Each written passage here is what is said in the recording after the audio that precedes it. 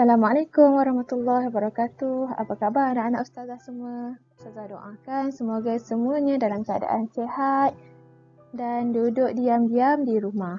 Okey, baiklah anak-anak, hari ini insya-Allah kita akan sambung pelajaran adab tahun 2. Okey, boleh buka buku adab tahun 2. Okey. Di bawah tajuk adab berkenderaan. Okey, kita akan sambung pelajaran adab berkenderaan. Sebelum ni kita dah belajar, jadi hari ni kita akan ulang kaji dan Ustazah akan beri sedikit latihan. Okey, baiklah. Okey, baik anak-anak, boleh buka muka surat 8, bawah tajuk adab berkenderaan. Okey, objektif pembelajaran kita hari ini ialah selepas pembelajaran anak-anak akan dapat menyebut adab-adab menaiki kenderaan. Yang kedua, menyatakan adab-adab di jalan raya.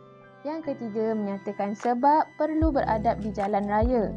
Yang keempat, menyebut akibat tidak beradab di jalan raya. Dan yang kelima, menghafaz doa ketika menaiki kenderaan. Okey, kenderaan sangat penting untuk bergerak dari satu tempat ke satu tempat yang lain. Ada kenderaan berat dan ada kenderaan yang ringan. Okey, baiklah anak-anak, ini adalah definisi kenderaan. Okey, penghayatan. Kita wajib mematuhi peraturan di jalan raya. Okey.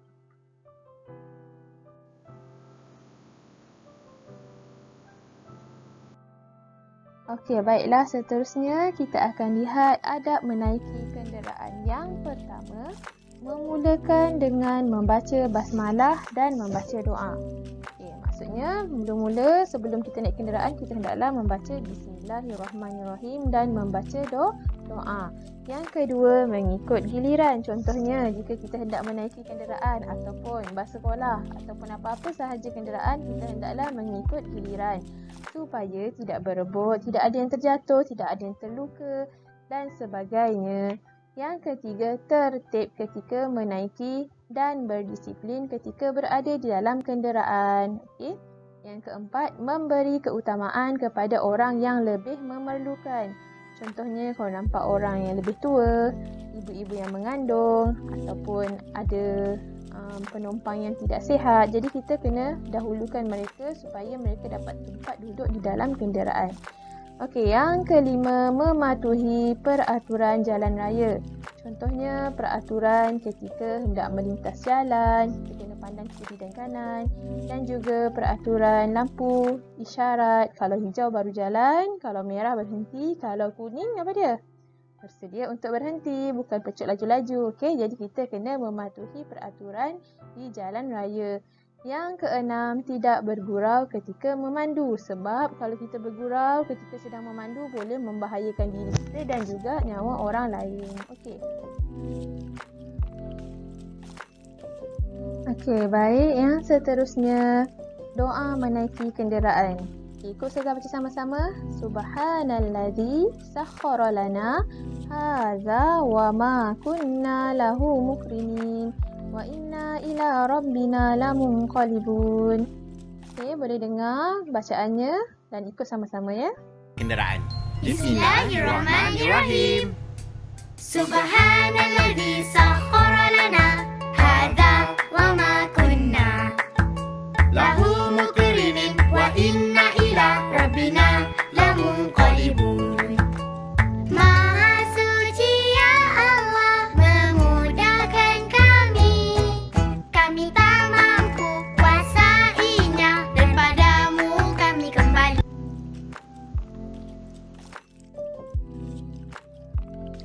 Okey, yang seterusnya adab semasa di jalan raya. Patuhi peraturan di jalan raya. Yang kedua, utamakan orang yang lebih memerlukan. Yang ketiga, alihkan benda-benda bahaya di atas jalan raya.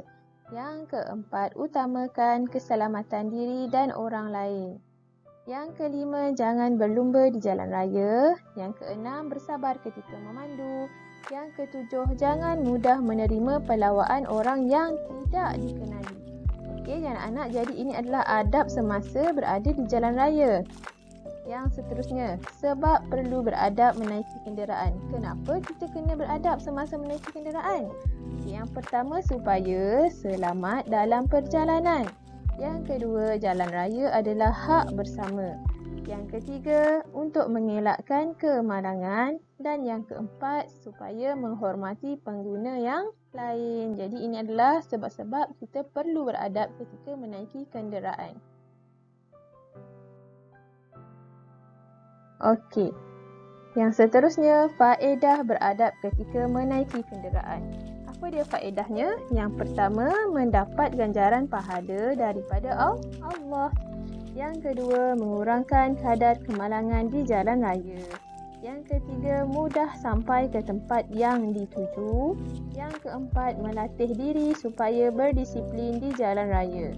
Yang kelima, selamat dalam perjalanan. Dan yang keenam, kurang kesesakan lalu lintas. Ini adalah faedah supaya kita beradab ketika menaiki kenderaan. Okay, cuba tengok gambar ni. Pernahkah kamu mengalami situasi ini? Apa yang dah berlaku ni? Kawan ni dia terjatuh daripada basikal hingga terluka. Tengok, dia punya basikal tayarnya pancit. Kenapa jadi macam ni?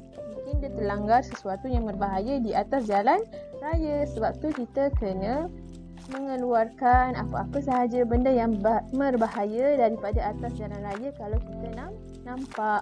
Okey.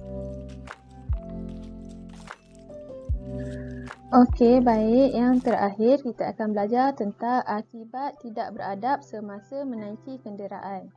Okey, yang pertama boleh membahayakan diri orang lain. Membahayakan diri kita dan juga diri orang lain kalau kita tidak menjaga adab semasa menaiki kenderaan.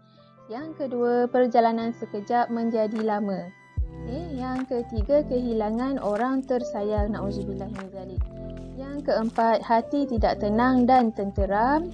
Yang kelima, tidak sampai ke destinasi.